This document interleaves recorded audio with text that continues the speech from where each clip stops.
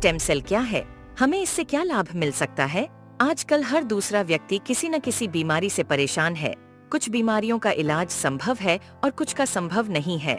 लेकिन अगर हम स्टेम सेल के बारे में जान ले तो हमें पता चलेगा कि करीब करीब हर बीमारी का इलाज स्टेम सेल से संभव होता जा रहा है। आप इस वीडियो को जरूर पूरा देखें, क्योंकि इससे आपका, आपके परिवार के किसी सदस्य, रिश्तेदारों और दोस्तों को फायदा मिल सकता है।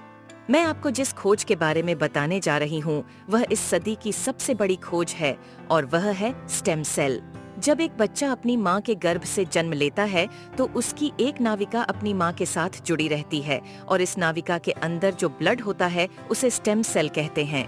जब माँ की गर्भ में आर्तवशोथ से पितृशोथ मिलते हैं तो पहले सेल का एक छोटा सा गोला बनता है। यह गोला स्टेम सेल कहलाता है।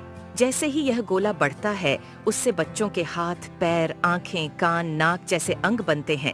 इसी प्रकार दिल, किडनी, लीवर, आंत और बाकी सभी अंगों का निर्माण स्टेम सेलों से होता रहता है। स्टेम सेल मूल रूप से सभी अंगों के निर्माण में मदद करती है, क्योंकि स्टेम सेल विभिन्न प्रकार की विशेष सेल्स का निर्माण करती हैं, जैसे न्यूरॉन्स ब्रेन के लिए, कार्डियक सेल्स हृदय के लिए और अन्य 220 प्रकार के अलग अलग आर्गन का निर्माण करता है। अगर हम इस नाविका और इसके अंदर के ब्लड मतलब स्टेम सेल्स को संभाल कर रखें तो आने वाले 25-30 साल तक बच्चों को गंभीर बीमारियों से बचाया जा सकता है। जब बच्चे को कोई गंभीर रोग हो जाए तो संभाली गई नाविका से स्टेम सेल को निकालकर उनको विशेष सेल्स में परिवर्तित कर बच्चों के शरीर में इंजेक्ट कर दिया जाता है। इससे बच्चों के शरीर के अंदर के संबंधित सेल्स की सभी बीमारियां जड़ से समाप्त की जा सकती हैं।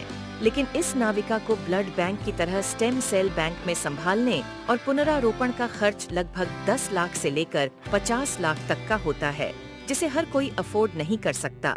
इंसानी शरीर में सभी अंगों के स्टेम सेल अलग अलग होते हैं, लेकिन मूल स्टेम सेल सभी अंगों का निर्माण करने में सहायक होता है। उदाहरण के तौर पर मान लीजिए कि हृदय के कुछ सेल्स नष्ट हो गए हैं, कुछ कमजोर हो गए हैं और कुछ अच्छे हैं, लेकिन अपने सही स्थान पर स्थानांतरित नहीं हो पा रहे हैं। इस स्थिति में हृदय का उपचार मूल स्टेम सेल से किया जा सकता है। पहले स्टेम सेल्स को कार्डियक सेल में कन्वर्ट किया जाता है, फिर आपके शरीर के अंदर हृदय में इंजेक्ट कर दिया जाता है, जिससे हृदय को नया जीवन दिया जा सकता है। दोस्तों, अब आपको यह समझ आ गया होगा कि स्टेम सेल कितना महत्वपूर्ण है। इसी बात को समझाते हुए भारत के प्रधानमंत्री श्री नरेंद्र मोदी जी ने स्टेम सेल की रिसर्च में काफी दिलचस्पी ली थी। आप गूगल पर सर्च करके देख सकते हैं। और साथियों, जो स्टेम सेल माँ की